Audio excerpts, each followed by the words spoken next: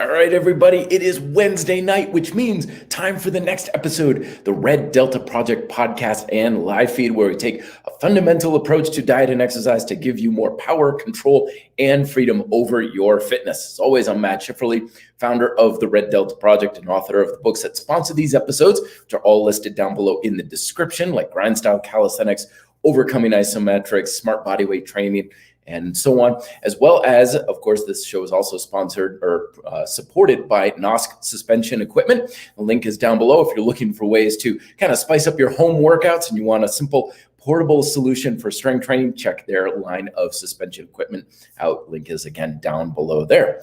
So today's episode is all about my chain training method. Now, chain training is something that I came up with many years ago, and I just kind of came up with it a little bit on the cuff as a way to kind of bring some structure to strength training, because there's so many different ways to go about this, especially if you go with a bodybuilding approach where you really fragment the body into many different individual little pieces.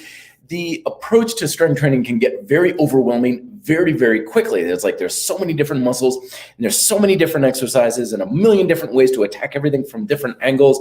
And you go and you go to the gym, and there's cable machines with a million different attachments, and it can be very overwhelming. So how do you program things? How do you go about looking at what do you want to exercise and what's the best way of going about it? So I came up with this chain training method because I kept getting pinballed between the two dominant approaches or perspectives on strength training at the time.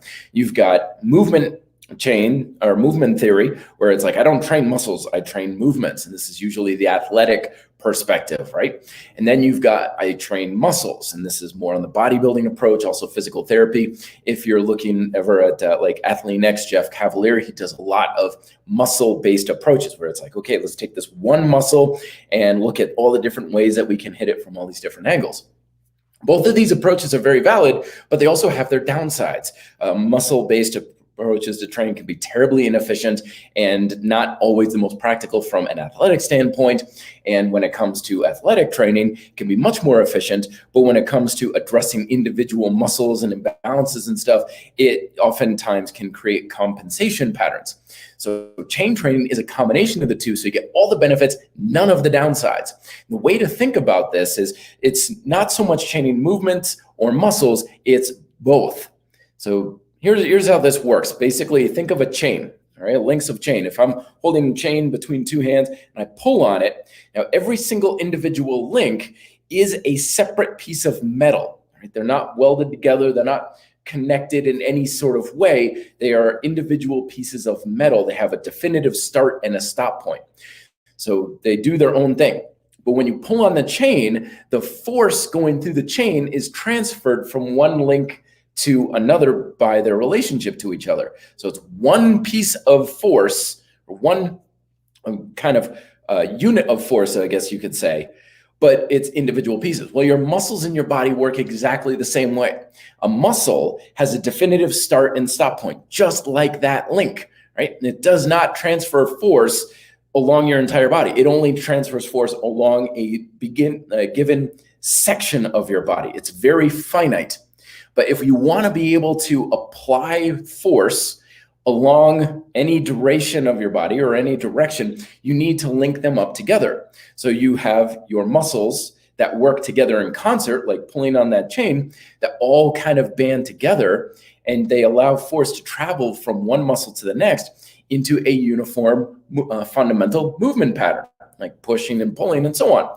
So this way we can focus on muscles, but we can also train those muscles in a movement pattern that spills over very well to functional athleticism in everyday life. So that's why it's a bit of both. But here's the thing, is your muscles can only transfer force if there is tension in the muscle. Okay, so these are two different things. Force and tension are completely separate and different. If you ever get hit in your belly, your midsection, right? You have force going into your body. Now, if your breath is out and your belly is relaxed and stuff, you're going to get the wind knocked out of you. You're going to get doubled over and go, because the force of that punch goes into your bones and your joints and your organs and your diaphragm. And it's like, oh gosh, that really hurts. But if you're contracted, now you have tension in your muscles. So the force goes through your muscles and it saves all of those other tissues and everything from the force being impacted from those. So this exact same thing happens when it comes to exercise, is your muscles can be a conduit for force, but only if they're tense. If they're relaxed, that force still goes through your body, but now it's going through your joints, your bones, primarily your tendons and all these other areas you don't want it in. That's why oftentimes I'm always telling people, pain in a joint usually means a muscle somewhere along your chain isn't doing its job, because the force is only going through the tension, the muscles that are holding tension. And as soon as it hits a muscle that's pretty much relaxed, it stops and it goes through those tissues. So when we're applying this in a practical way, what we're doing is we're changing our perspective. We're not training muscles. We're not training movements. We're training chains. And you have 6 chains in your body. You have 3 what I call movement chains. You have 3 support chains. Now, your 3 movement chains are your primary ones for physical movement. And these are the ones that are responsible for most of your muscular development, most of your movement strength, and most of your ability to just shape and mold and sculpt your body. And these are your push chain. So all of the muscles responsible for pushing your hands away from your torso, right? And that's your triceps, your chest, anterior and lateral deltoid, muscles in your forearm, particularly your extensors. That's your push chain. Then you have your pull chain, which does the opposite, pulls your hands towards you in some way, shape, or form. All the muscles in your back, your rear deltoids, biceps, grip muscles. And then the third movement chain is your squat chain. And that's basically everything in your lower body. And that's anything that brings your hips and your feet closer together and further apart. Yeah. So those are your 3 movement chains. And if you want to build muscle and strength for movement, those are the 3 things you should focus on. Now you have your 3 support chains. Your support chains run the entire length of your body. And while they are responsible for some degree of movement, they are more also used for just kind of keeping your body in position while moving and producing stability for your body as a whole. So you have your flexion chain. That's the one that creates flexion. This quote, quote, your abs and your hip flexors are your primary movers there, but it's also your quads, all the muscles along the front of your body, basically. Your extension chain is the opposite, and that's your posterior chain, often referred to in anatomical circles, right? Your hamstrings, your glutes, your spinal erectors, all the muscles in the back of your neck, the in front of your neck is your flexion chain. And then your lateral chain, which is on your sides, right? And that's also inner and outer thigh, the outside hamstrings, outside quadriceps, inside hamstrings, inside quadriceps, and your lateral neck. You're also your lats, your pecs to a certain degree, lateral delts, and so on. So the reason why this makes things so simple is because 6 tension chains, that's it. So whenever I'm programming workouts, I just program it according to chains. I don't train according to muscles. I don't train according to movement patterns. I train it according to chains most of the time. So for example, today I had my squat chain workout. Now, when you have things, the perspective of chains, what that does is it gives you a focus on what you're trying to do. You're trying to use those muscles in that chain for basic function. But you can apply this to any tools you like. You can apply it to any exercises you like. You can apply it to any programming that you like. And that's one of the biggest misconceptions about chain training is people like, I do this because it's a special type of working out or a way to work out. No, it's not. It applies to every single form of exercise imaginable. You can do it with free weights, bands, machines, calisthenics, kettlebells, lifting logs, isometrics. It's all the same because your legs are working for everything, right? Pushing is pushing, regardless of the tools or the program or whatever you're using. Push chain is push chain. It's much more fundamental. So you can apply this in any way that you want. Use whatever tools you want, use whatever exercises you want, and it gives you the freedom to do whatever you like. So if you're like, oh, I hate dips. Okay, fine. Dumbbell bench press, hammer strength, bands, it doesn't matter because fundamentally it's all the same basic thing. You're just changing the vehicle, but you're driving along the same road, right? You're going to get to the same destination. So it gives you the freedom to essentially do whatever the hell you want. Mix, match, switch, and swap your workouts and your exercises however you like. As long as you've got the basic, I'm doing push chain work, you're still gonna get the same basic result, okay? So it gives you the freedom of what you do and how you do it and stuff. Use whatever type of tools you like. And it also helps to smooth over all of the superficial extrinsic variables that we get lost in the weeds with. Like, okay, should I do like overhand grip or neutral grip or wider grip with pull-ups and stuff? Pull chain. It's all pull chain. Getting your hands closer to your torso, pull chain. Same muscles, same action, same thing. Same. Now, it is different to a little bit. Like you're changing the flavor, but it's kind of like saying, I want to have a snack. I'm going to go get ice cream. Should it be chocolate or vanilla? It's like, well, fundamentally, it's ice cream. Your body's going to do the same thing with it. It's going to do the same thing with your body. So whether you're having chocolate or vanilla, well, that's just preference. Or what do you have in your freezer? Or what do you just feel better eating, right? Those are the things you base those extrinsic variables on. It's just, I don't know, what do you like? Do you like free weights or do you like working with bands? I like working with bands. Good, there you go. There's your reason. But fundamentally, you're still doing the exact same thing. Muscles are doing the same thing because muscles don't know really the extrinsic stuff. They don't care what you're using. All they know is they've got an insertion and origin and they're getting closer together with contractile force. So by programming your workouts, things are now getting a lot simpler and a lot easier to program. You don't have to break the body into a million different little individual pieces. It's just 6 chains. And when I'm applying my adaptive training, my intuitive training that I talked about in previous episodes, people are like, well, how do you know what you're working on? It's like 6 chains. And just wake up in the morning, I'm like, what chains feel good today? Should I do push, pull, squat? And should I do flexion, extension, or lateral? And just organize my workouts around those 6 things. And what chains am I working today? Usually a workout will be 2, 3. You can have multiple chains. And that's the other thing is many of your exercises will involve multiple chains. For example, push-ups have, your push chain, obviously, but you also have your flexion chain working isometrically. It's kind of like a moving plank. Then you have your rows, right? So you have your extension chain, keeping your body straight, and you're working your pull chain. So in just 2 exercises, you've got 4 chains covered. So see how it makes things real simple and straightforward? 4 chains, that's 4 out of 6 in 2 exercises. So now things are getting really, really simple. And all you got to do is just check off your chains because these chains cover everything. They cover every muscle in your body, and they even overlap to a large degree.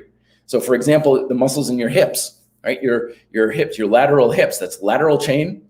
That's also squat chain. And to a large degree, it's also extension and flexion chain. So you're working those 3 things. You're going to cover the same muscles 3 different ways. So you're getting a lot of overlap here. So now you don't need to worry so much about, am I missing anything? Am I leaving anything out? Or am I creating imbalances and stuff like that? By approaching your workouts in this chain methodology, you're much more holistic. You're much more fundamental. You're far more efficient. And you're a lot easier to make sure you're covering all your bases with exercises that are going to do you the most good. Because the stuff that's going to make the most impact is the basic fundamental movement patterns: push, pull, squat, flexion, extension, lateral to some degree. Now that covers, a lot of people are like, well, that's big gross movements, but what about like isolation movements? Like if you want to do dumbbell curls, for example, that covers it too. Because when you do curls, okay, that's pull chain. Hands are getting closer to the chest. Anything where your hands are getting closer to your chest or resisting pulling from your chest, like doing levers, that's pull chain. So you're still doing pull chain, but now what you're doing is you're not isolating the muscles, you're focusing on them. Okay, so biceps obviously are the focus, but you're still using your forearms, you're still using your lats, you still want to keep tension in all of these muscles. You don't want to isolate because the only way that chains can work is, again, if you have tension going through all of the muscles. It's not one area and the rest is turned off. You want tension throughout the entire chain when you're doing these exercises. So when you're doing pull chain, lats engaged, squeeze, traps are on, very good. Let's get the hamstrings and glutes on as well. Extension chain, good. It's going to make your exercise far more effective, a hell of a lot safer, much more stable, and a lot more comfortable and enjoyable as well when we approach things from these chain approaches. So how can you take this away? Well, first off, any of the books that I've written are based on chains and stuff. Grdin Style Calisthenics, smart bodyweight training, even my new upcoming book on micro workouts is all about chains. When you have things organized by chains, things get a heck of a lot simpler and easier. So go through your workouts and say, okay, just put each exercise in different chain categories. If down below, I've got 2 free ebooks for you. I'll put them down in the description. My rudimentary chain training ebook that I wrote years ago. It's really early, but you can also find that at reddeltaproject.com if you're live streaming right now and you want to check it out. And also the scoreboard progression log, which is also organized by chains. So you just put each exercise in the chain category. So when you're working out, you just say, what chains do I want to work out? You select 1 or 2 exercises from there and boom, you're off to the races. Very, very simple organization tool, very easy to program things. And this is how I do it with all my clients too. I just mentally checklists like, okay, because if you think of all the muscles involved, you go crazy. Like, okay, did we get the top 3/4 of the biceps inside lateral head? It's like, whoa, we're going to drive ourselves crazy if we take things to such a fragmented approach. Remember, don't isolate, integrate. The more you can get things integrated, the more tension you can get going through the entire chain, the less stress you're going to have in your joints, the more tension you're going to have in your muscle. You're going to be stronger, you're going to potentially build more muscle, and you're going to be more athletic while making things a lot simpler and easier as well. So I hope that kind of stokes the mind a little bit and gets you just thinking about it to a degree of not muscles, not movements, but chains. Oh, and one more thing is a lot of times when people start applying chain training, they make the mistake of thinking, well, that means I got to tense the whole chain as hard as possible. No, you need tension in the chain, not all the tension in the chain. Now, when you're doing isometrics, like overcoming isometrics and stuff, yes, definitely you want tension throughout the whole thing. But, if you just contract everything as hard as possible, you're not going to move. You get down into a squat and tense everything up, you're just going to stay down there. So it's not about max tension throughout the chain. It's about adequate tension throughout the chain. But when you're doing the exercise, you're mentally checking off like, okay, doing these squats, like, okay, I feel my quads, but is it in my glutes? Is it also a little bit in my hamstrings and calves? And remember, exercises don't create muscle tension. Your muscle tension is not a product of the exercise of the workout. It's a product of your concentration. Your brain puts tension in the muscle. That's the only thing that can, right? That dumbbell in your hand cannot turn your biceps on.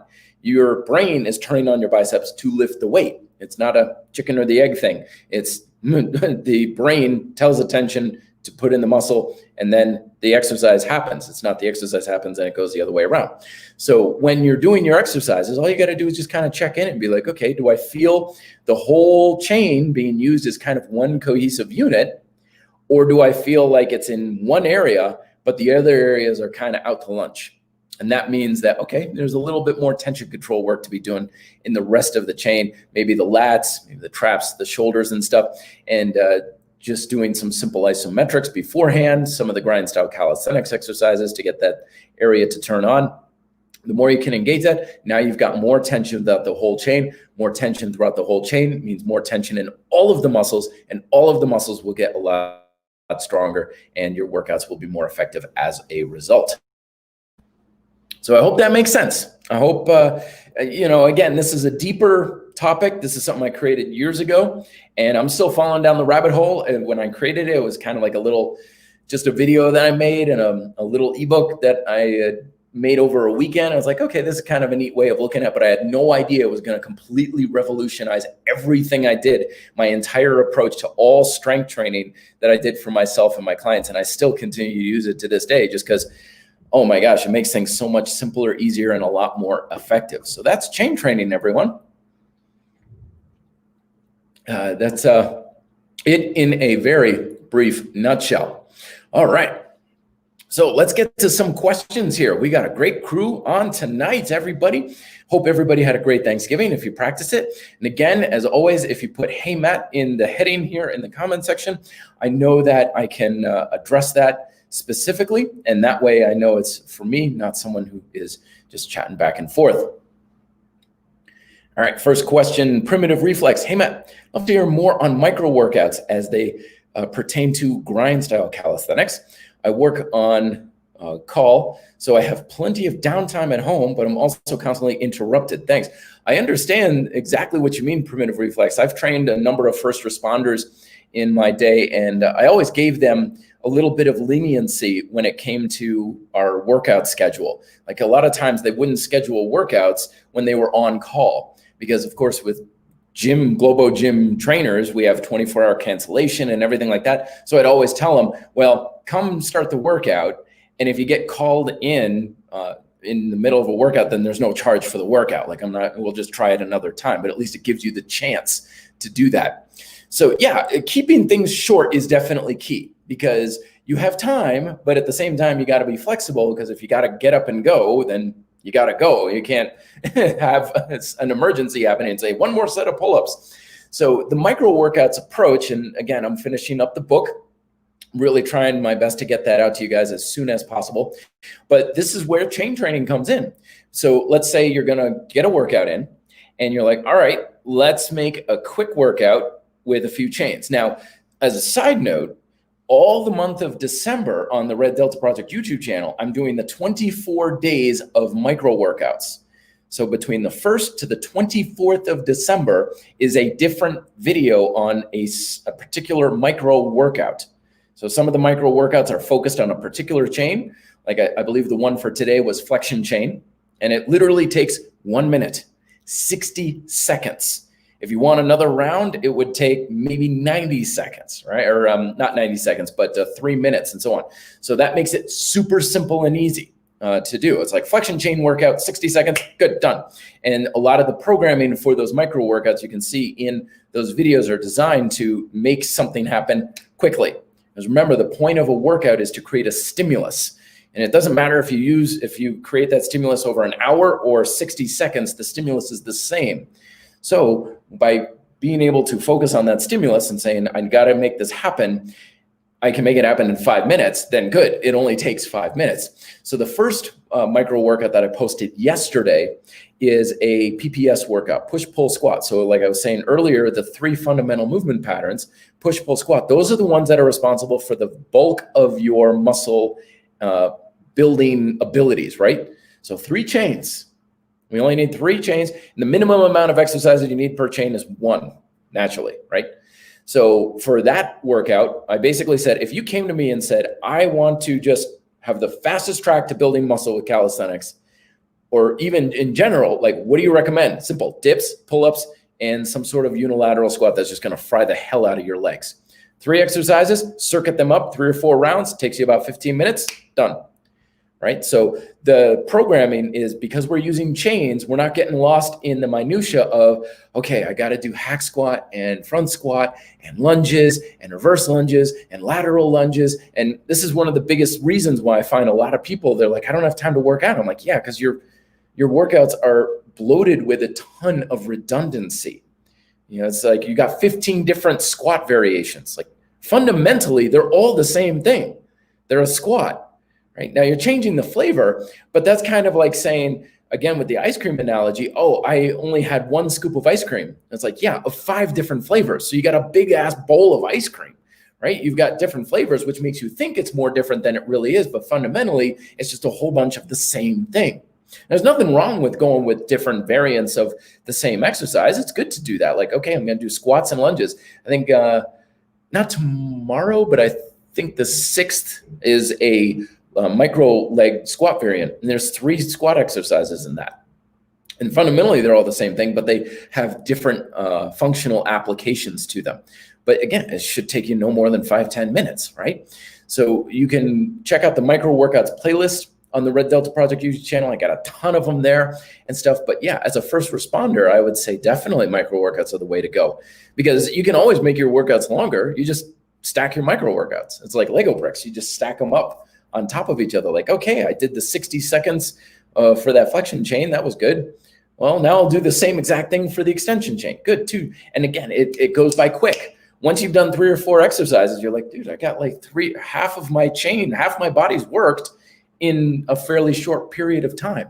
So it's a very effective way to go about it. And you can be very efficient with your workouts and also very flexible, so it doesn't get in your way of your job. Next question, Leica. Hey, Matt, is training at the park outdoors with no shirt douchey? I feel my muscles contract better shirtless, and it is satisfying. Then no, of course not.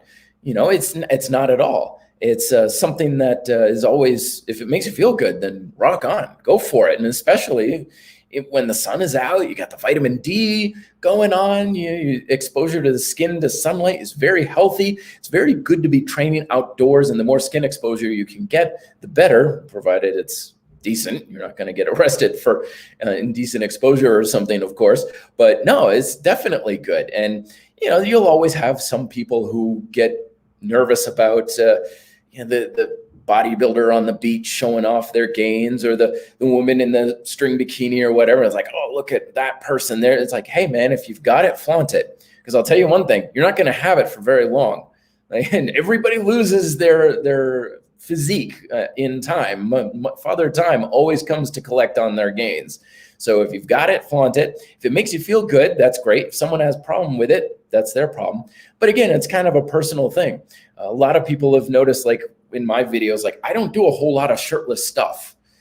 Partially because I got that damn farmer's tan that goes right to the bones. So I'm kind of self-conscious about that. The camera really amplifies it like crazy. And it just never felt like a thing for me. Like I've never liked to show a lot of skin. Not that I'm embarrassed or nervous about it. It never felt like a natural thing for me to do, to do that sort of thing. So I just naturally don't work out with a shirt on. But if it's more your thing, then that's your natural thing. So go for that. Don't let someone tell you otherwise. You shouldn't feel like you should have a shirt on.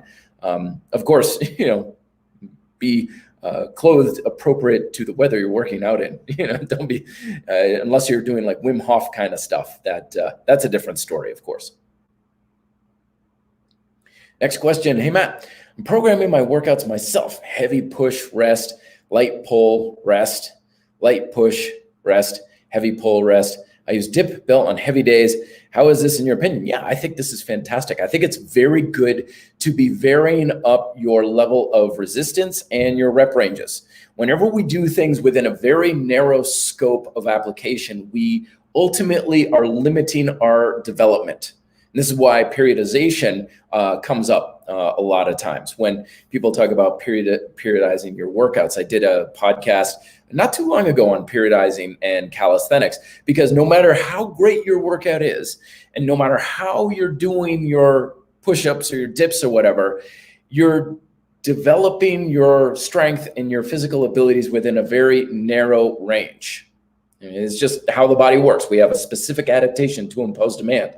You can't be a sprinter and be able to run a marathon, and vice versa.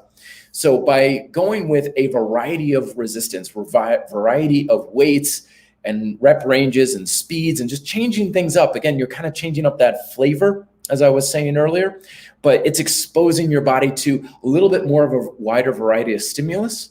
And that's going to be more engaging for your mind. It's going to feel refreshing emotionally, right? It doesn't get as boring and tedious. So that's always a good thing. But it also just kind of gives your muscles a bit of something new to work with. So I think changing things up on any scale, whether you do it during the workout, week to week, month to month, every couple of months, just changing it in any way like that is a very smart thing to do. You're definitely better off for it, for sure.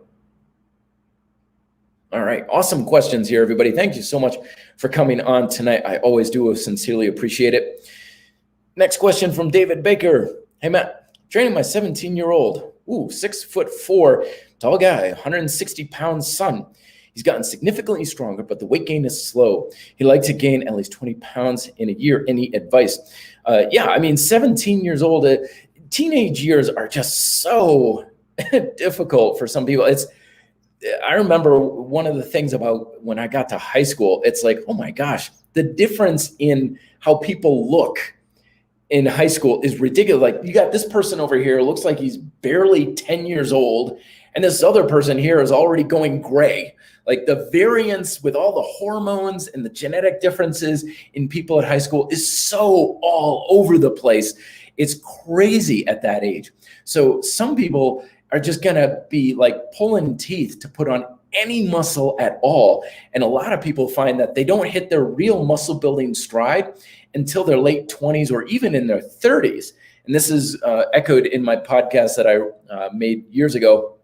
You can check, do a search for age on reddeltaproject.com on the muscle building benefits that come with age. There's a lot of people when they're younger, especially if they're like a burner, body type like I was. I mean, their metabolism is just an atom bomb, and they're going like gangbusters so much that it's going to be tough to build muscle. So that's just one perspective to have is, kids that age, it can be extremely hard for some people to build muscle.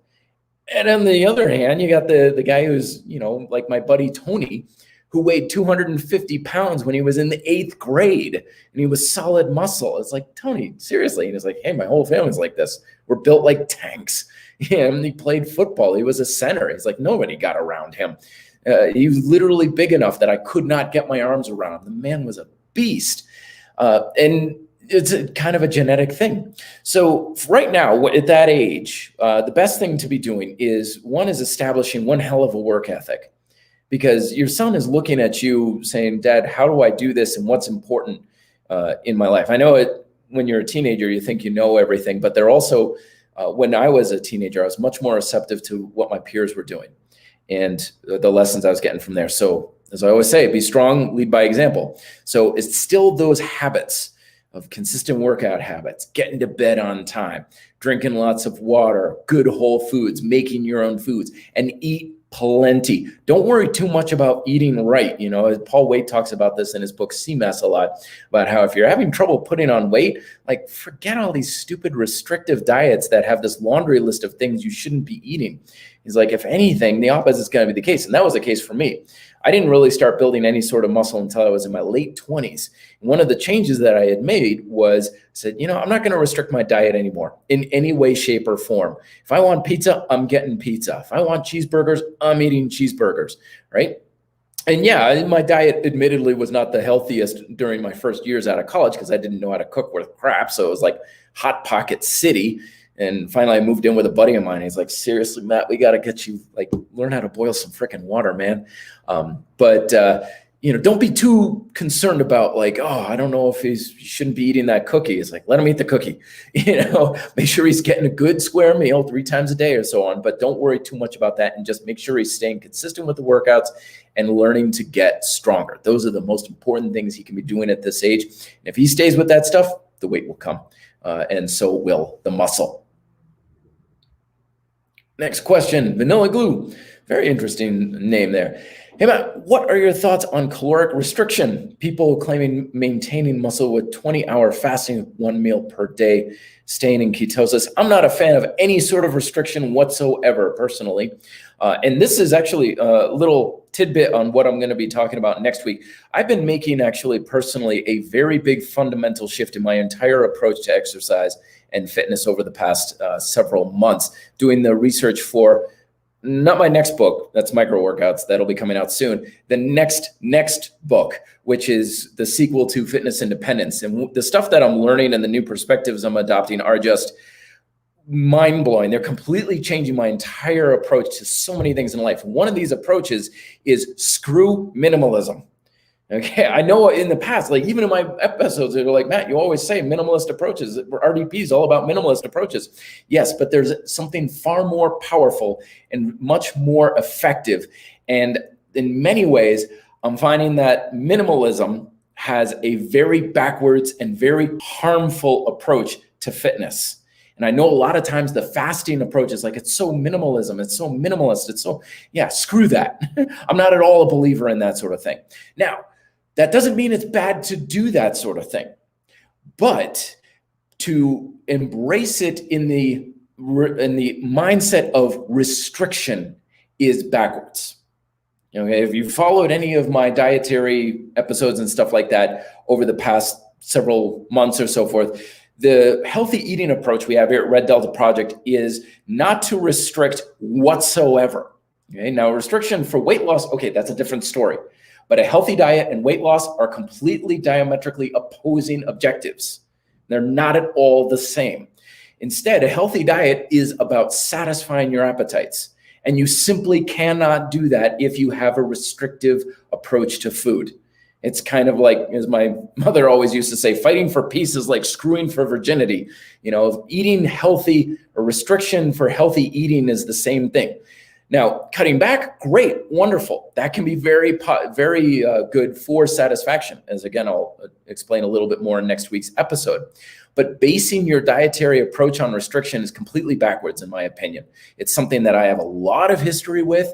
It's something I have a lot of experimentation with. I used to base all of my dietary approaches on some form of restriction, and I deeply regret it. I think it was completely without any benefit whatsoever. It did far more harm than good. And as I said earlier, once I started to no longer have any restrictions, everything about my health, wellness, and my weight management and stuff became a hell of a lot easier. I got a lot healthier. My immune system got a lot stronger. I was putting on muscle.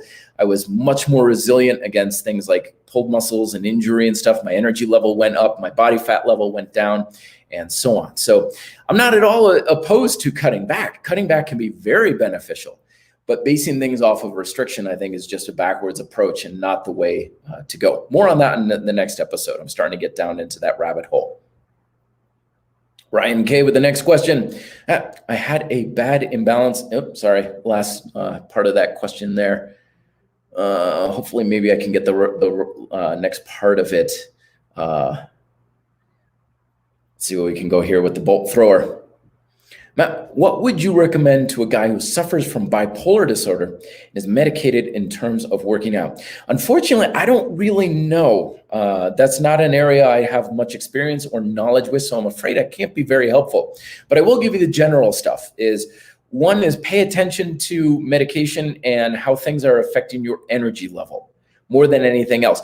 Being bipolar, I know your energy level is going to have these big, huge swings. Right? You're going to be up one day and you're going to feel like you just want to work out all the time. And then if you start to crash, you're going to feel like you don't even want to get out of bed, right? So your mission isn't to go through highs and lows, it's to be a little more stable. Now, of course, it's human nature. We're going to have highs and lows. There are days where you're just not going to feel like working out. There are days you're going to feel sad, a little depressed, maybe you don't want to do anything. That's normal. That's human. That's natural. That's healthy, right? Same thing with going up sky high, right?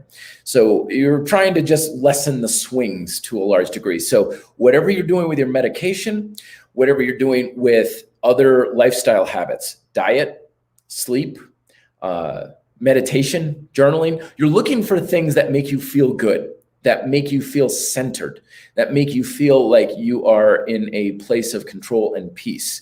Whatever you can find that is doing that, stay on that. If there are habits you notice that are causing you to be more susceptible to swings, like I know a lot of people, a friend of mine's bipolar, and she's like, dude, if I miss sleep regularly, I just get swinging like a pendulum. Then there you go. So be on the lookout for your energy level, your motivation, trying to make it a little bit more level and to avoid those swings as much as you possibly can. Drop Weight Daddy Michael in the house. Always so good to see you, my friend. What is your favorite flavor of yogurt? I get vanilla a lot. I'm a big vanilla fan. I even eat, like, my ice cream is usually vanilla. You know, I like vanilla a whole lot. Maybe it's just because it's very base flavor. I can mix stuff into it.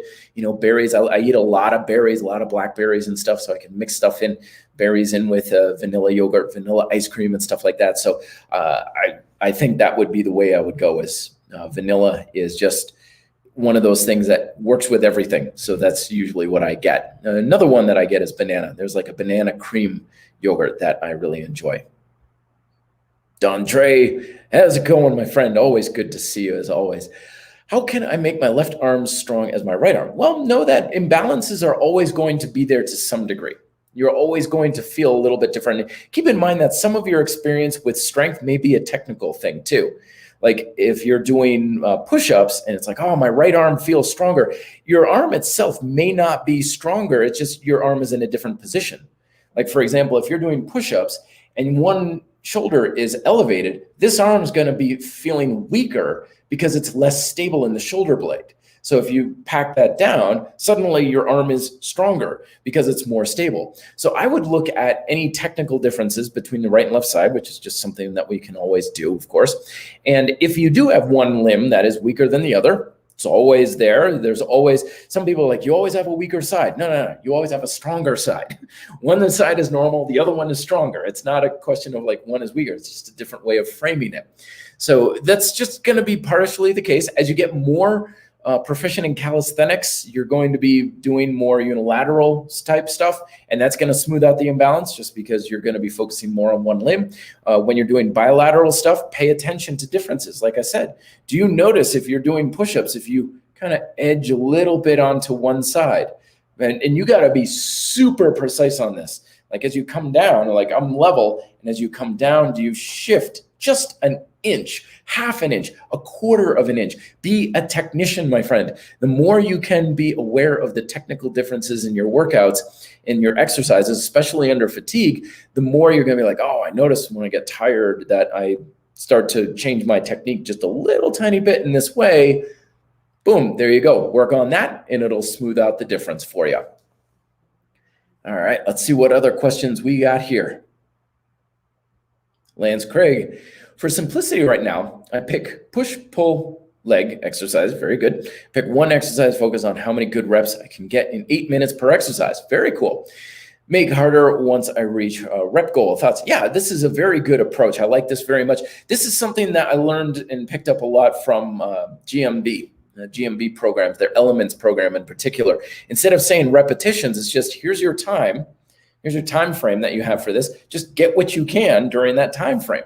And it's a very simple and efficient way to go about it. It is a workout style that I mentioned in my upcoming book, Micro Workouts. And I think it's very good. So just pay attention to the repetitions that you are getting during that 8 minutes. Like, are you busting out of the gate with a set of 20? Or are you starting right off with something heavier for like sets of 5 or sets of 6? So the principles of time and tension still apply here. If you can do high reps, it's still not more on that strength side of the curve. So it's really more about what do you want to do? Do you want to emphasize strength or in the middle or more endurance and stuff like that? And, I'm always a fan of increased resistance whenever you feel like it. If you want to add some more weight, you want to go to a more advanced exercise, you want to lean more onto that arm during an archer push-up, just do it. Just do it and see how it feels and how it goes for you. Because if you add a little bit more resistance, naturally your repetitions are going to go down a little bit. But if you want to emphasize a bit more on strength, there you go. That's what you go with. I know even in Grdin Style Calisthenics, I talk about having rep range goals and stuff, but it's one of those ideas that I'm starting to kind of, it's not a bad idea, but I'm not really adhering to it all that much these days. It's like, well, if you want to go heavier, just go heavier.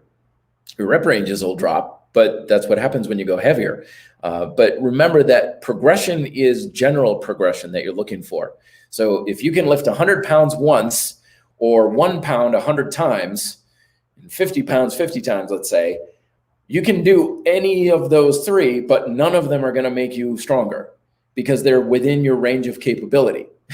So when you progress, you have to tell your muscles, I know you did it this way, but I need you to do it better than you did before. If you're changing things up and you're just going on that seesaw of time and tension, you're not going anywhere. So keep in mind that keeping the resistance and increasing reps or going with a higher level of resistance for the same number of reps than you did before is the way to continue making progress. But yeah, I would say whenever you're feeling like you're getting a little stale, bump that sucker right on up, see what happens. Just go by with a manageable thing. Don't just be like, okay, I do pull-ups. Now I'm going to try a one-arm pull-up. It's like, nah, make it a manageable progression, something that you can easily jump up to. Omar, how's it going? Good to see you again. Hey, Matt, is it necessary to complement calisthenics strength exercises to build muscle? Complement it with what? I mean, you can complement it with anything. Absolutely, for sure. But no, not necessarily. Remember, on a fundamental level, your body doesn't know nor care what your workout looks like. It doesn't care what your exercises are. It doesn't care about most things. All it knows is time and tension. So if you're creating progressive tension in the muscle, it doesn't matter really if you've got 5 exercises or 1. Or if you've got free weights mixed with calisthenics or bands or anything like that, it's largely irrelevant. Now, some people like to mix stuff up just, again, for the flavor variety of it. But other guys like me who enjoy their vanilla ice cream, they're like, just give me vanilla every single time. Don't give me anything fancy, right? So it's more almost a personality thing. But you can throw anything else into the mix if you like, but it's not necessary. No, I know there's that FOMO sensation of like, oh, if you don't do free weights as well as this, you'll never be able to develop muscle. It's like, I don't know. I know a lot of people who develop the muscle they want, and they're not doing any of that quote essential stuff. All right, let's see. What else can we go with? No, I missed one. There it is. Lance Craig, once again, follow up from the last post, mainly doing this because of a hectic schedule. Yes, of course, setting a rep goal for each exercise, either adding more weight once I reach goal or harder version variation. Thanks. Yes, absolutely.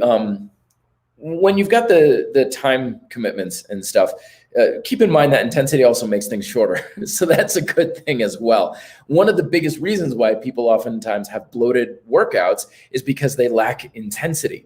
You can have time and intensity, but you can't have both. So a lot of times people feel like, oh, I need this long workout. I need to do hundreds of reps. I need to do a whole lot. It's like, yeah, because you're not doing anything that's really that hard.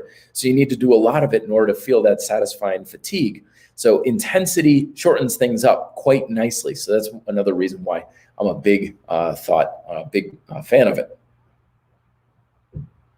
Tomas Salazar. Hey, Matt, thoughts on working out once per week with high intensity, coming up on what we were just talking? Yeah, I think that's perfectly fine. I know a lot of people, they get hung up on frequency in the week. I usually just say work out whatever, frequency you like. As you know, I'm using an adaptive training style, so I don't have a set frequency or workout schedule that I stick to. If I work legs 3 times in a week, that's great. If it ends up being once, that's fine too. But yeah, minimum I would say is once per week for the most part. And a lot of times people find they get a lot better results with once a week if they're coming from more of a higher volume approach, because they're not giving themselves adequate time to recover. So if you feel like you're kind of burning your candle at both ends, and at the end of the week, you're just kind of running yourself a little bit ragged, then yeah, try the once a week sort of thing and see what you can do with that. Because again, it's also a permission to go higher intensity.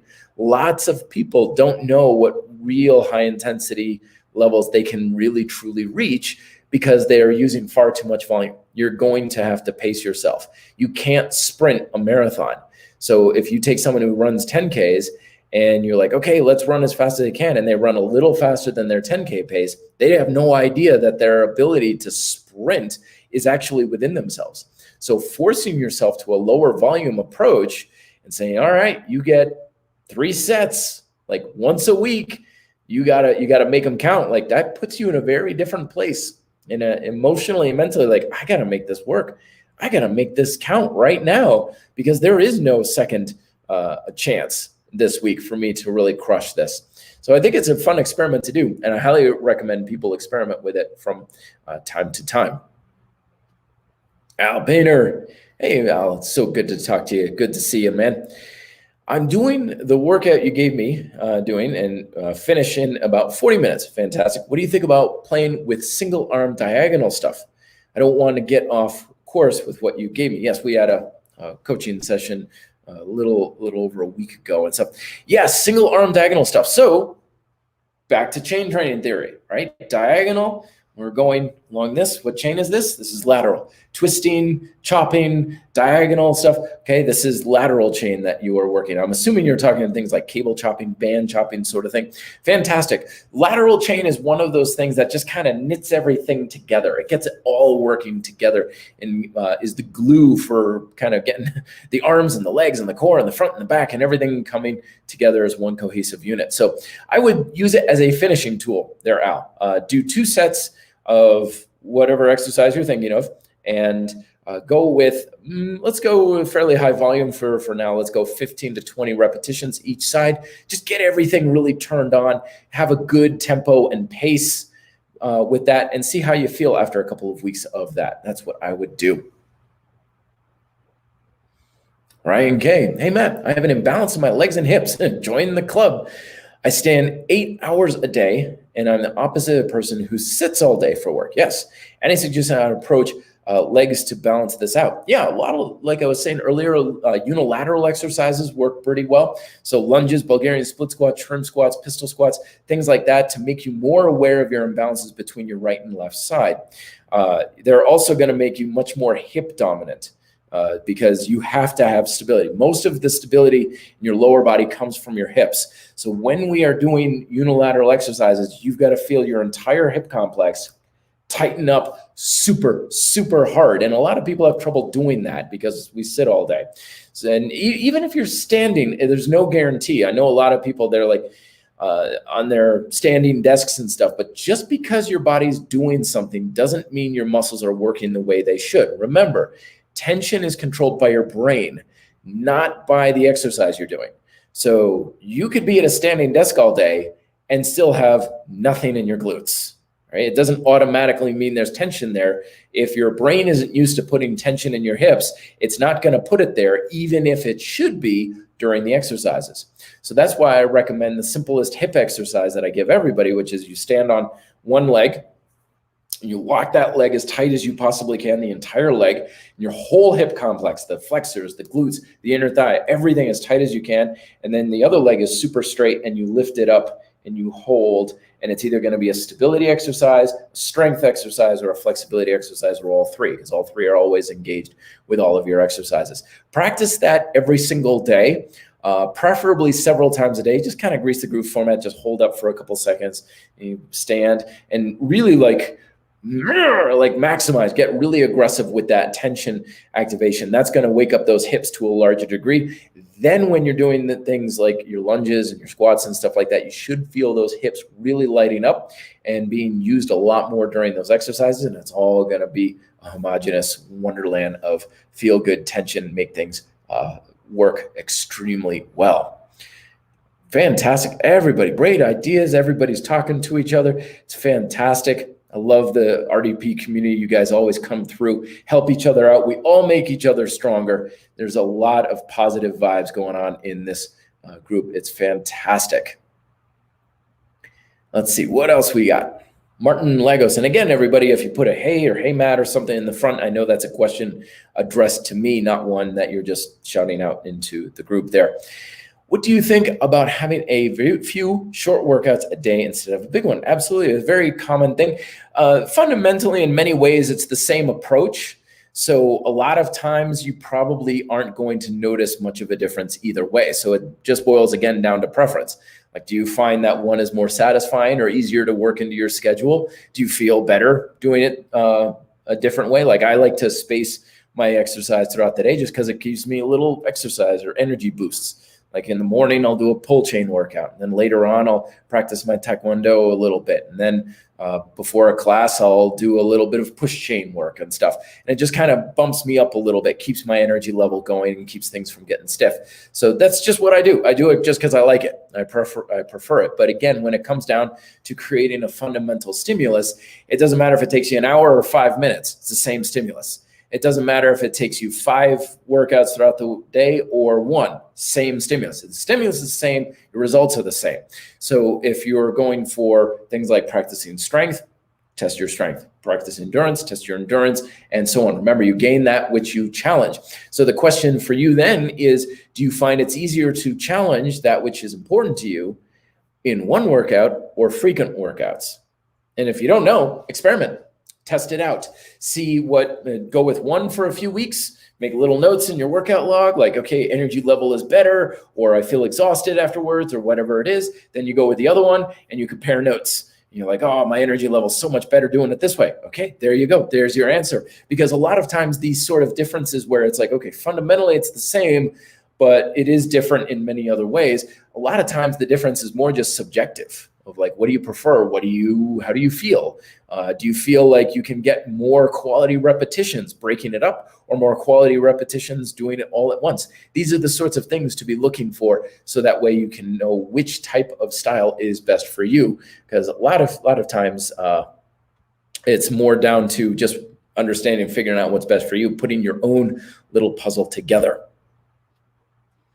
Next question here, wrapping things up fairly soon here. Get your questions in. Doing calisthenics workouts with rings almost every day. Okay, sure, you can do anything every single day. Remember, you don't have to recover from working out. You have to recover from fatigue. So you can do anything every day. You can do any exercise, any kind of workout you like, as much as you possibly want. But remember, you don't get results from working out. You get results from progressing your workouts. So you can do push-ups on the rings every single day, but the real question is, are your push-ups getting better doing them every single day? If they are, great, wonderful. If you're noticing this noticeable decline and you're like, well, I'm working hard, and it's like, so what? No one never got anywhere by hard work. It's better work that gets you results. So are you working better on the rings? And if the answer is yes, good. If the answer is no, start cutting back a little bit. Give yourself more of a chance to adapt to the stimulus, because you don't get changes when you work out. You get changes when you adapt from your workouts. All right, next one. Hey, Matt, what's your opinion on resistance bands to build pure muscle and strength? Well, again, fundamentally, it's the same thing. Resistance is resistance, tension is tension. However, I've covered in previous videos, I'm not just a big fan of resistance bands just because that resistance curve is so steep. You get most of your resistance on the fully stretched position, and as soon as you start bringing it down, you lose resistance. So I just don't like the feel for it for that way. My employer, my boss, is a very smart coach. He put it really well, which I think I'm coming around to. He's like, lifting weight makes you strong. Lifting with bands makes you smart. And he's like, when you're using bands, you can work on your technique. You can work on your tension control. You can work on your mobility and all these other subjective formats and soft qualities a lot easier with bands. But if you really want to get what you want, lift a weight. And of course, that again is like body weight training is weightlifting. You are fundamentally lifting a weight against the Earth's gravity. So that's why it's body weight training. Calisthenics is weightlifting just as much as lifting a barbell is. It's just you're the weight. So it doesn't have quite the same strength curve. You always have that strength curve. You always have that resistance curve with every exercise, except for isometrics because you're not moving. But that's just my personal preference. And I've kind of come around to that idea of like band training makes you a smarter, more technically proficient athlete. And the weighted stuff makes you a stronger athlete. And I know, yeah, you can get a lot of resistance, but you need some freaking heavy ass bands. Like the kind of things that you would put around a drive belt in an automobile kind of thing in order to get the amount of resistance you need. A lot of times I've coached people and they're like, this is my band collection. I'm like, okay, we're going to load every single band you have for this exercise. And they're like, what? I can't lift that much. I'm like, you need that much rubber in order to get the resistance you need. And they're like, oh yeah, I can use that much. So a lot of times people underestimate how much they'll look at their collection. They'll be like, okay, this is the heaviest band. And it's the equivalent of like a 20-pound dumbbell. It's barely anything that they're really working with. But anyway, that's kind of just my opinion. But if you go with something else and you have the opposite opinion, trust yourself, don't listen to me. Because at the end of the day, it is your workout. Dandre, hey Matt, I don't have any boxes to do box jumps on. So what should I do to replace the boxes? Simple. There's this thing that you're standing on already that works really well called the planet Earth. And that's what I much prefer. I'm not personally a big fan of box jumps, largely because to a big degree, they're not about jumping. They're about picking up your legs, which is a good, important thing. In Taekwondo, we used to jump over things a whole lot. We had these jumping, not boxes. We couldn't land on it, but things we jump over, like string that's suspended between two posts and stuff like that. But personally, if I give people jumping, I keep them on the floor and I have them jump for distance. And the reason is because fundamentally, still the same thing. It's squat chain in an explosive manner. But there's a lot less of a way to kind of cheat it by picking up your legs. Because I see people all the time. They're like, oh, I jumped on this big thing. It's like, yeah, you're eating your knees. You only jumped physically about 2 feet up in the air. But because you got your legs up, you think it's 4 feet. But when you jump for distance, yes, you can reach out with your legs, but it's not quite as much of a shortcut to get more distance. Plus, I find it's also a lot easier for people to translate their hip extension into horizontal motion than vertical. because that's really where most of your power for jumps comes from, is your hips. You want that hip extension. But when people jump vertically, they have some trouble getting their hips to the power of their hips to go into a vertical motion. But because their hips are extending forward, I find a lot of people, they get that idea of, oh, glutes and hamstrings, that's where my power is. They get their arms into it and they blast themselves forward. So that's why almost always, I never give people box jumps. I just say jump forward. And then we can mark on the floor, chalk, or use tiles and stuff like that to quantify it that way. All right, next question. Everybody's fantastic questions today. I've heard of greasing the groove for building proficiency. Very good for proficiency. But is there a benefit for muscle growth or muscular endurance as well? Well, keep in mind that building muscle and endurance and all that other stuff is based on the foundation of proficiency. You're only going to get bigger and more endurance and stuff like that to the degree of the proficiency you have. So improving proficiency will, in a secondary way, improve your ability to build muscle and endurance. That's why Grdin Style Calisthenics start with a tension control and stability phase, because that workout is designed to improve your proficiency in your warm-up, so that way it spills over. So in that way, it's always going to improve, for sure, for sure. There's the jury's still out on this. It's so weird. It's like you go and you'll look at the research and you look at the data of people, and it's like, oh yeah, practicing push-ups every single day was the greatest thing for building muscle. It was awesome. I gained so much by doing 100 push-ups every day or whatever. And then you find more research. It's like absolutely worthless. It can't possibly build. It's like so black and white. I don't know if it's a genetic thing. I don't know if it's a programming thing, or if it's just a personal thing. Like everybody talks about Herschel Walker, like he did 1 million push-ups and sit-ups every single day. It was a beast. Yeah, but I know people who've done that too, and they got absolutely nothing out of it. And we always got to recognize that the reason why Herschel Walker is a big-ass beast is because he's Herschel frickin' Walker. It's not because he does 1,000 push-ups every day. You could give him anything, and he would turn into the same results that he got. It's more about the person with it than anything else. So, again, you got to experiment. Give it a shot. Do grease the groove for proficiency. See if you build muscle. See if that does anything for you.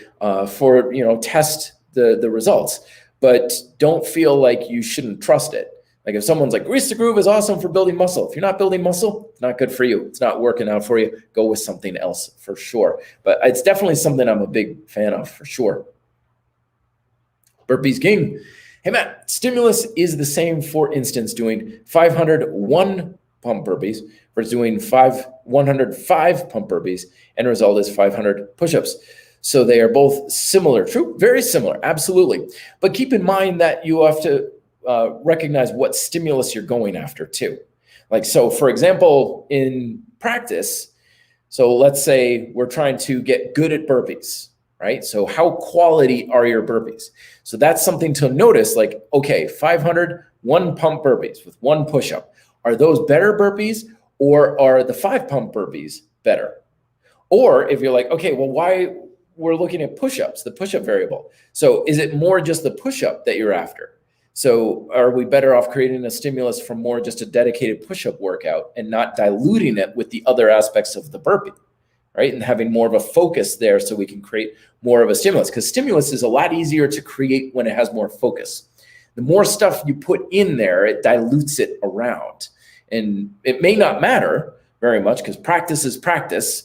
But if you're trying to do something like push your muscles to higher endurance, go right into that red zone, stimulate hypertrophy, it may be more about, well, what's creating more fatigue? Do you feel more fatigue one way versus the other way, sort of thing? So it's the classic fitness response is always, it depends kind of thing. But from the aspect of volume of I did so many burpees, yeah, stimulus is pretty much about the same. All right, everybody, we're really cruising here. Over 100 people on for this live broadcast. Once again, thank you everybody so much for coming on. Ryan K, good question. Would you consider showcasing your strength with weights as a way to show your gains from GSC?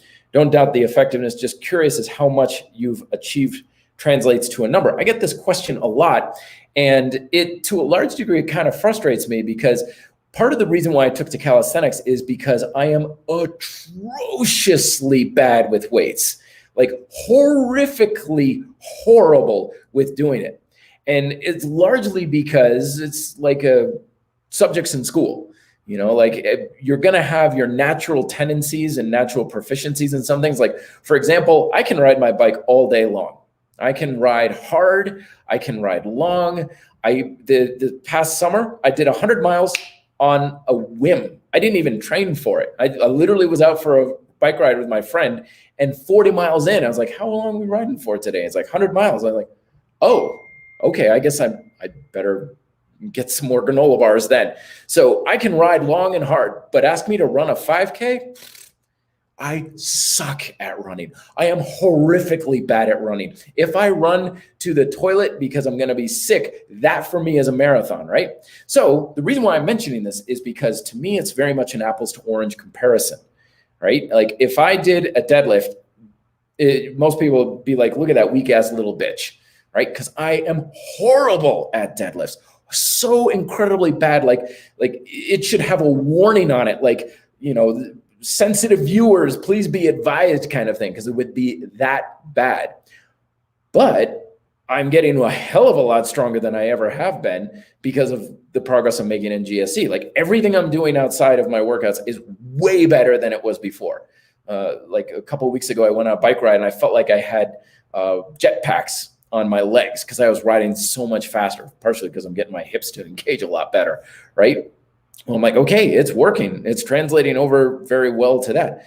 But every once in a while, I'll do like some goblet squats. It's like, oh my God, this is still really, really bad. So that's one of the reasons why I don't do it. Plus, my approach has always been heavy technique, lightweight.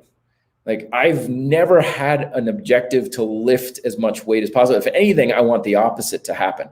I want, if someone's like, how much can you bench? I'd be like, as little as possible. How do I get my muscles to fill with as much tension as I can with as little weight on the bar?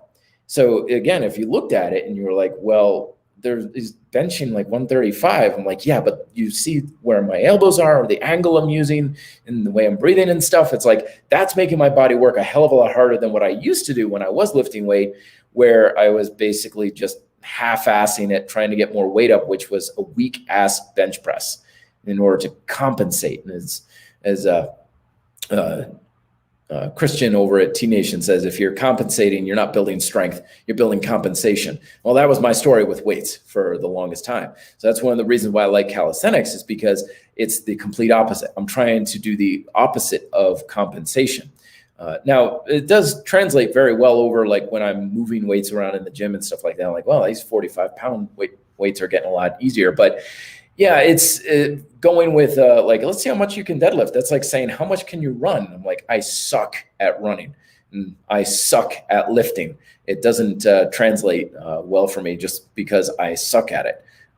And it's not whether or not it translates very well, because there are lots of stories out there of people who do calisthenics and they're like, oh my God, my bench press went through the roof. Yeah, that's not going to be my case at all. I've always been super, super bad at it and expect to be so for the rest of my life, just because I've never been good at it, period. All right, let's keep this show rolling. Hey, Matt, can you do all the fancy Taekwondo kicks? Yes, I can. Nothing with a flip though. I could never do like the scorpion kicks where you do a handstand and you kick behind you. I'm kind of working on that though. I never could do anything with a back flip and stuff, but I did do the reflex kick. That was a staple of mine, where you run up the wall and you turn around and you kick in the other direction. That was one of my favorites, the reflex kick and stuff. And I used that one for a break in a tournament one time, several boards. Anything with a jump, I was really good. I was a really good jumper back in the day. That's part of the reason why my calves are the way they are, is because I was very, very toe dominant with that sort of thing. So jumping, spinning, hurricane kicks and stuff like that. Yeah, I used to do that stuff all the time. It's fun. It's so much fun. But now, I mean, the stuff you see on YouTube is mind blowing. I saw one time this guy backflipped and it was like 30 feet up in the air. And it's just like, how the hell? Physics, it's amazing. It's really, really impressive. All right, next question. In your opinion, is it good or bad to train, even a mild workout, when you have or are recovering from a meniscus tear in the knee? In that case, I think training's always good, especially with structural damage like that. If you can do something to keep the muscles toned and conditioned, that's only going to help you. because things like the meniscus and stuff, like I was saying, if you have force going through your muscles, less of it's going through the actual tissues and the joints and things like that. So doing things that are going to keep your muscles engaged and holding tension is only going to help you. But of course, you got the shearing force, and you've got always the recommendations, follow recommendations of your doctor and physical therapist and stuff, because they know the nature of your injury and your recovery a lot better than I do. But off the cuff, I would say isometrics are going to be a good way to go about that. I would go with the iso loop lunges. You iso loop right over the chest. Lunge should be minimum amount of force on that knee, but make your legs go absolutely crazy. Check with your doctor, though, of course. I am not a doctor, nor do I play one on television. All right. Omar, next question. Hey, Matt, with your book, Grdin Style Calisthenics, is it really focused on building as much muscle as weightlifting using calisthenics exercises, or does it have a mix of skills and hypertrophy? Well, it sort of has skills, because you can't build muscle if you're not skilled in the production and use of muscle tension. And you're just not going anywhere without that. Like I said, your ability to build is based off your proficiency. So proficiency is, for many people, the limiting step. And I don't care how hard you're working, I don't care how much you're trying to lift. If your tension control proficiency sucks, your results are going to suck. It's that simple. So from that aspect of skills, I know calisthenic skills are really what you meant. There's nothing really in there about calisthenic skills. It's purely basically weightlifting. I mean, basically it's the body weight approach to powerlifting or bodybuilding. It's whatever you would take an approach and say, okay, we do this in powerlifting or we do this in bodybuilding kind of thing. Okay, what's the body weight equivalent of that? Like fundamentally, how do you do the same thing with body weight training? So yeah, it's the same thing. It really is. It's one of those things that's just the different vehicle, same road, same destination. You're going on the same path. It's just a different vehicle that you're using, just because some people like Fords, some people like Chevy. And hopefully they don't get too much into a fight in the next bar scene. All right, just a couple more here. I got dinner waiting for me. Hey, Matt, when doing towel hangs, I feel like my hands are always slipping off the towel. Do you have a good grippy gear recommendation for grip training? Trying to keep my thumbs engaged. Thanks. Yeah, funny you should ask. Dynamic, the review I just did on their doorway pull-up handles, which are freaking great. They just came out with their power grips that are very good. And they actually work the thumb a lot more than a lot of other grip tools, because you have a variety of grip angles and stuff you can use with them, but you have to use your thumb in order to make sure you're still on it. There's a couple things you can do that's finger dominant, but you really need to use your thumb as well on that. So if you're looking for some new gear, that's a good way to go about it. When it comes to the towel, funny enough, chalk works pretty darn well. I saw a guy use chalk with towel grips, and I was like, that's really stupid. You're using a challenging grip tool, but you're using chalk to improve your grip. Like, that doesn't make any sense. But it does, because sometimes you're using towels that it depends on the fabric. It depends on the humidity. Like if your skin is dry, you're not hanging on for anything. And that's oftentimes this time of year what comes up. I've known some people, they'll spit in their hands a little bit when they're doing towel hangs. That can work pretty well. Try using different textured stuff, like burlap works really well. Hand towels are good. A lot of people use hand towels, but I find that shower towels typically have more of a textured grip that you can use, and that works pretty well. T-shirts, cloth that usually is worn, like denim, is awesome. Like use a pair of jeans or something, that's really good texture for the hands there. So I would recommend that. But again, if you check out Dynamic, and also if you use the promo code Grdin Style, you get 10% off. So that can save you a little bit of coin there if you're interested. All right, one more question just before we wrap this up. We're going a lot longer than normal, but everybody's got these great questions. I hate to leave anybody hanging, but as always, everybody, I do get back to these questions and answer them later on in the comment section. So, hey, Matt, how do you periodize your training lately? What has been your approach for your training? Well, I talked about periodization a couple weeks ago, if you want to check out that episode. But Grdin Style Calisthenics is naturally periodized because there's 4 phases in every workout. So you're getting your different blocks, if you will, in each workout. You got strength, hypertrophy, you got mobility and stability, and of course your tension control. So you have all of those different stimuli coming in with each workout. But usually what I also like to do is go in 3-week cycles. So if I'm getting really into a groove with something like heavy weighted pull-ups, then I'll go for that for about 3 weeks or so, or until I feel like I'm not getting much more out of it. I'm not a fan of changing up your workout style according to a schedule that's artificial. Like if you're going great gangbusters on weighted pull-ups and you're still making progress, keep going. Like, don't change it up. Keep on going. Milk that sucker for everything it's worth. And then change it up. I was like, okay, this guy getting a little stale. All right, let's go into like a 3-minute test format. How many pull-ups can you do in 3 minutes kind of thing? So change it up as need be. That's usually the approach that I like to take. All right, everybody. Thank you again so much for everybody coming on. A sincere appreciation and a huge pleasure to have you on. I hope I got to a lot of questions. I will be doing this again next week. Again, 7 o'clock Denver time, where I'm talking about how I'm moving away from minimalist approaches to training as well as other areas of life. And if you're interested in that, I will share that with you next week. Till then, stay strong, lead by example, be fit, live free.